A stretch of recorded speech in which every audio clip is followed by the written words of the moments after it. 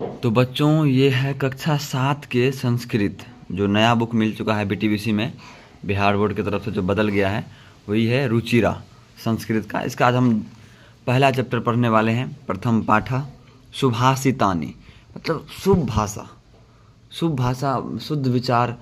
इसके अंदर जो कुछ आता है, कुछ हमारे संस्कृति में जो बने हुए हैं नियम, उसके बारे में अध्ययन करने वाले हैं। तो चलिए, क्या है ये पहला जो दोहा है उसको पढ़ते हैं। इसमें लिखा है पृथिव्याम त्रीणि रत्नानि, पृथिव्याम त्रीणि रत्नानि जलमनम सुभाषितम। पृथिव्या मतलब पृथ्वी पर 3 रत्न है। पृथ्वी पर पृथिव्या त्रीणि रत्नानि मतलब पृथ्वी पर 3 रत्न है। इसका मैं अर्थ भी बता दूंगा, पूरा लिख के लिखा हूँ मैं, वो आप लोग नोट कर लीजिएगा, ठीक है।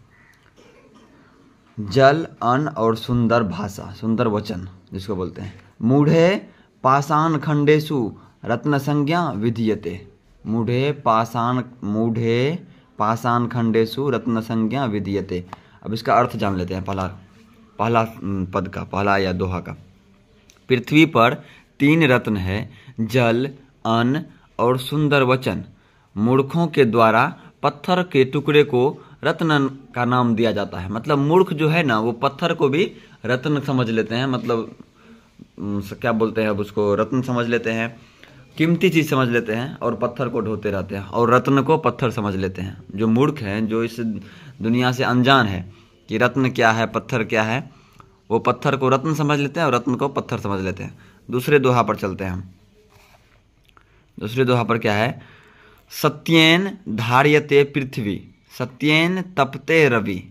सत्येन धार्यते पृथ्वी, सत्येन तपते रवि। सत्येन वाति वायुश्च, वायुश्च सर्वसत्य प्रतिष्ठितम।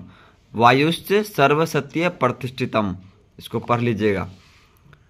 दूसरा नंबर का अर्थ क्या हुआ? पृथ्वी सत्य का धारण करती है। पृथ्वी सत्य का धारण करती है। सत्य से ही सूर्य तपता है, सत्य से ही सूर्य तपता है, और सत्य से ही वायु भी बहती है। अर्थात सत्य की हर जगह प्रतिष्ठा होती है। मतलब जहाँ सत्य है वहाँ इज्जत है, मान है, मर्यादा है, सब कुछ है। और झूठों का कोई इज्जत नहीं, कभी भी गाली सुन सकता है वो, उसका कोई अर्थ नहीं, कोई इज्जत नहीं। सत्य की हर जगह प्रतिष्ठा है, इज्जत होता है। अब चलिए तीसरा नंबर पर चलते हैं। दाने तपसी शौर्य च विज्ञाने विनय नये। दाने तपसी शौर्य च विज्ञाने विनय नये। विस्मयो न ही कर्तव्यो बहुरत्ना वसुंधरा। विस्मयो न ही कर्तव्यो बहुरत्ना वसुंधरा। अब इसका अर्थ समझ लेते हैं। दान में तप में, शौर्य में, विज्ञान में, विनम्रता में और नीति में आश्चर्य नहीं करना चाहिए। दान में, तप में, शौर्य में, विज्ञान में, विनम्रता में और नीति में आश्चर्य नहीं करना चाहिए, क्योंकि पृथ्वी बहुत रत्नों वाली है। इन सब रत्नों से पृथ्वी भरी हुई है, इसलिए इसमें क्या करना नहीं चाहिए? आश्चर्य नहीं करना चाहिए। इस बात से हमें आश्चर्य नहीं होना चाहिए कि उसके पास धन है, उसके पास दान इतना क्यों है, तप क्यों है, शौर्य क्यों है, विज्ञान क्यों है, उसके पास विनम्रता इतना क्यों है, नीति क्यों है। तो इस बात पर हमें आश्चर्य नहीं करना चाहिए। चलिए उसके बाद क्या है? सद्भिरवे सहासित सिद्धि कुर्वित संगतिम। सर्द विवादम मैत्री च नासर्दभि किंचदा रचते। इसका अर्थ क्या हुआ देखते हैं। सज्जनों के साथ ही रहना चाहिए। सज्जन मतलब जो व्यक्ति शुद्ध हो, जिसमें कोई खोट न हो, दुराचारी न हो, अच्छे लक्षणों वाला हो, उसको बोलते हैं सज्जन। सज्जन जो शांत हो, सीधा समझिए, जो शांत हो।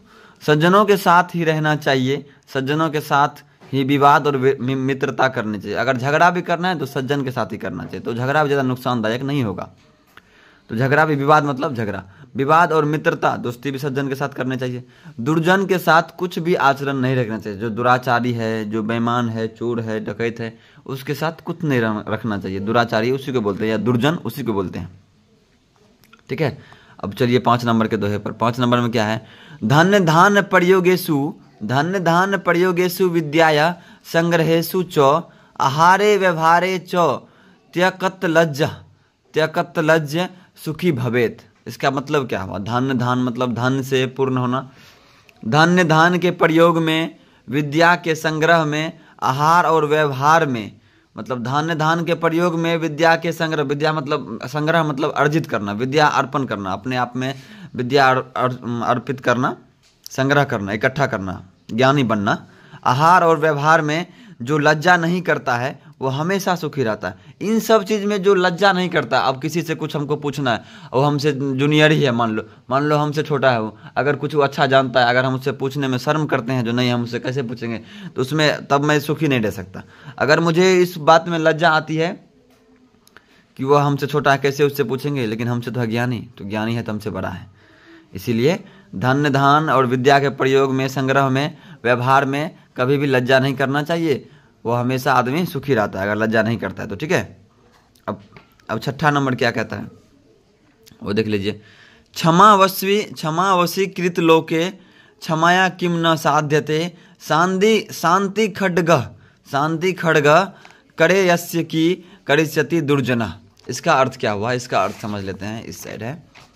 इसका अर्थ ये होता है कि इस संसार में क्षमा सबसे बड़ा वशीकरण है, वशीकरण वश में करने वाला। आप क्षमा करके किसी भी व्यक्ति को अपने वश में कर सकते हैं, कहा चाहे वो कितना बड़ा गलती किया, अगर आप क्षमा करेंगे ना तो वो आपको आदर करने लगेंगे। इसी को बोलते हैं वशीकरण। इस संसार में क्षमा सबसे बड़ा वशीकरण है। क्षमा से हर कार्य संभव है, क्षमा से हर कार्य संभव है, हर कुछ। अगर किसी ऐसे दुश्मन से आपको कोई काम निकालना है तो उसको क्षमा करके देखिए, हर कार्य हो जाएगा। जिस व्यक्ति के हाथ में शांति रूपी तलवार है, शांति रूपी तलवार का मतलब क्या? जो शांति से उस तलवार का प्रयोग करता है और उसका रिजल्ट ये होता है कि ना खून खराबा होता है, ना दोनों में विवाद बढ़ता है, जबकि प्रेम ही बढ़ता है। तो जिस व्यक्ति के हाथ में शांति रूपी तलवार है उसका दुर्जन कुछ नहीं बिगाड़ सकते, मतलब उसका दुश्मन कुछ नहीं बिगाड़ सकते। पहली बात तो उसका दुश्मन हो ही नहीं सकता, बुरा आदमी हो ही नहीं सकता जो क्षमा करते हैं, जो कि इस संसार में क्षमा का शांति का मतलब जो अपने आप अंदर में शांति रूपी जो गुण रखते हैं, जिसके पास शांति रूपी तलवार है, उसका दुर्जन यानी दुराचारी व्यक्ति कुछ नहीं बिगाड़ सकते हैं। तो इस चैप्टर में सिर्फ इतना ही था और इन सभी दोहा को आराम से आप पढ़ लीजिएगा। हम फिर से एक बार पढ़ देते हैं। पृथिव्या त्रीणि रत्नानि जलमग्न सुभाषितानि। अगर एक बार मैंने तो रोक रोक के वीडियो आप पढ़ सकते हैं इसको।